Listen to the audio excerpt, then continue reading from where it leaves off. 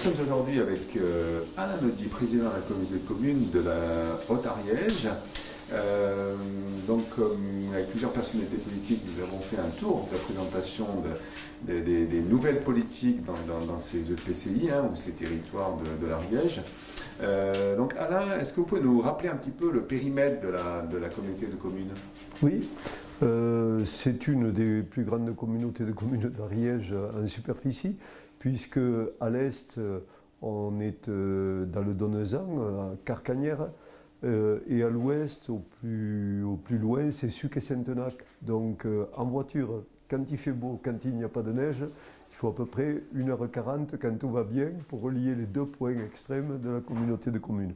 Donc le Donezan, les anciennes vallées d'Axe, et le territoire d'Auzade-Vic-de-Sceaux qui nous ont rejoints depuis le 1er janvier 2017. Alors deux grandes vallées, des petites trois vallées, un plateau. Combien de communes? 52. 52 communes. Avec la fusion de Val-de-Saulce, nous étions 56, et la fusion de l'Os-Sensat également, donc 52. Donc, lors de la fusion précédente mandature, au travail, aujourd'hui, quelle est l'ambition de cette communauté de communes? L'ambition de cette communauté de communes, c'est la même avec quelques petites adaptations quand même, mais c'est la même que précédemment, c'est-à-dire une communauté de services aux habitants, et une communauté d'investissement structurant pour l'avenir. Nous avons démarré de gros chantiers. On est sur 2 ou 3 ans sur 30 millions d'euros d'investissement pratiquement. Donc d'un côté service aux habitants et de l'autre côté préparation de l'avenir avec ces investissements. Alors, préparation de l'avenir, bien entendu, il s'agit de la montagne, parce que c'est quand même une communauté de communes qui est bien accrochée à la montagne. Bien entendu, il y a tout ce qui est tourisme, le ski, on l'a vu il y a peu de temps. Donc ces investissements sont des investissements structurants. Tout à fait. Je peux vous citer les plus importants. Alors, on a évoqué Beille tout à l'heure, le bâtiment de rénovation du bâtiment de Beille, 8 millions. Des investissements sur les stations, on l'a évoqué un petit peu, mais on va réfléchir un peu avant de lancer des gros investissements structurants sur ces stations. On verra ce qu'il adviendra avec la SAVASEM concernant cette délégation de services publics qui n'a pas pu être conclue cette année. Des investissements concernant les hébergements touristiques également, 6 millions sur les hébergements touristiques d'Ascoupaillère. Ce qui sera le poumon peut-être des anciennes vallées d'Axe le long de cette route nationale verte, la voie mobilité active. On ne peut pas l'appeler voie verte parce qu'il y a quelques côtes un petit peu raides pour les cyclistes. Donc voie mobilité active qui va démarrer dès l'année prochaine, 2 tranches. Première tranche Sensat, Luzenac, et puis Luzenac, les Forges d'Orlu l'année prochaine. À côté de tous les investissements que nous avons réalisés sur le secteur, dans la vallée d'Auzade-Vic-de-Sceaux, il y aura encore, bien sûr, le fleuron de la réussite. Pour ça, ça a été l'usine d'embouteillage d'eau de Mérès, qui devrait démarrer le 15 janvier à peu près, sur lequel nous avons mis 4,2 millions uniquement pour la voirie, mais il y avait un enjeu. 20 emplois aujourd'hui, 40 emplois d'ici 2 ou 3 ans, donc il y avait un véritable enjeu. Donc on essaie de couvrir tous les secteurs, que ce soit le secteur de l'économie touristique avec les hébergements, avec la neige, comme les secteurs industriels quand on peut, et l'utilisation des ressources comme l'eau. Voilà. Alors service à la population, on sait que vous avez pris des compétences depuis longtemps, notamment dans tout ce qui est éducation, oui, le social. Oui. Il y a eu quand même pas mal d'investissements aussi qui ont été faits dans la précédente mandature. Oui. Est-ce que vous pouvez nous rappeler un petit peu les enjeux, puisque c'est comme ce territoire est reculé? Oui, nous sommes, de par la fusion, nous étions déjà une communauté de communes très intégrée avec beaucoup de compétences. Nous le sommes encore plus, puisque nous avons, en fusionnant ces 3 communautés, évidemment, on a pris les compétences des 3 communautés de communes. Ce qui fait que nous avons des compétences presque trop larges, je dirais, parce qu'après, il faut les assumer, il y a un coût. Vous avez cité l'éducation, les écoles, les crèches. C'est une volonté politique forte que nous avons eue, une première communauté de communes, avoir cette compétence du service des écoles depuis le 1er janvier 2007, où nous occupons tous les secteurs, depuis les tout petits, depuis les 2 ans, jusqu'à l'âge où on peut aller en crèche ou 1 an et demi, jusqu'aux adolescents et aux services d'accueil sans hébergement. Voilà. Compétences fortes, compétences pour le social un petit peu en aide avec le CLIC, etc. Mais puisque le social c'est surtout le domaine du département quand même. Mais nous avons beaucoup de compétences. Oui, alors nous essayons de les assurer de la meilleure façon. J'ai parlé de services aux habitants, de services de qualité. Donc il faut faire en sorte que chacun se retrouve dans cette communauté de communes. Il a pu y avoir, par moments, des sentiments de petites communes, ce que j'appelle petites communes qui n'est pas du tout péjoratif, de communes avec moins d'habitants, qui pensaient être un petit peu à côté des intérêts de la communauté. Ce n'est pas du tout le cas. Simplement, la communauté de communes est complémentaire du travail des communes.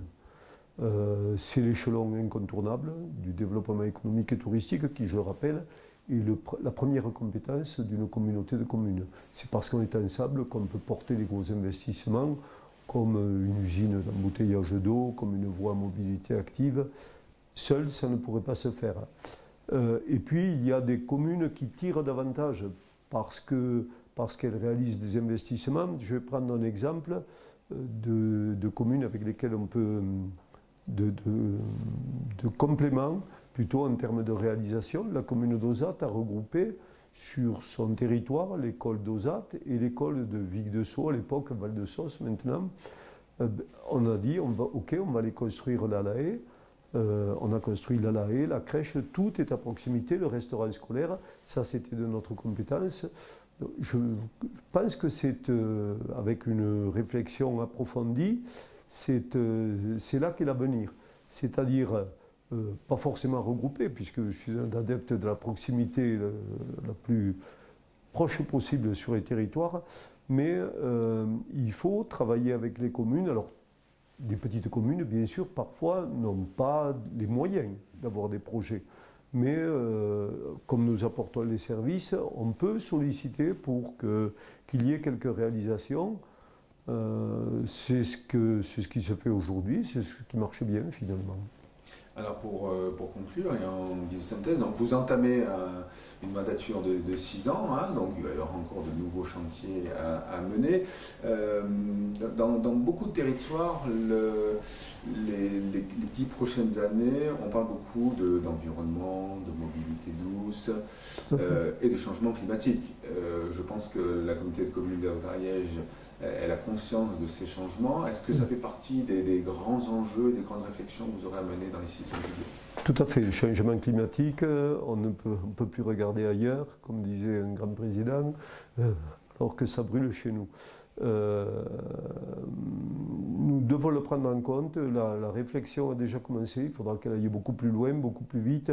Si le changement climatique s'accélère, comme on le pense et comme on le dit, je crois que les stations ont quand même un avenir. Alors, ce ne sera peut-être pas les stations de ski telles qu'on les connaît aujourd'hui, mais il y aura toujours du monde à la montagne.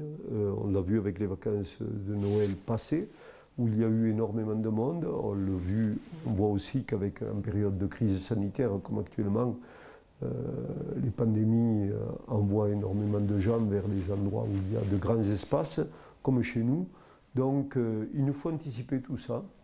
Et il nous faut proposer je donnais l'exemple tout à l'heure en discutant d'une luge 4 saisons, abeilles, que nous voulons réaliser. Je crois que c'est l'exemple même. Il faut d'activités de réalisation que l'on peut conduire vers, pour satisfaire un public qui aura toujours besoin d'espace, de bon air et d'activités en même temps. À un moment donné, on a fait ce qu'on appelle du benchmarking. On est allé dans le Jura il y a quelques années. On était allé à Autran aussi, dans le Vercors.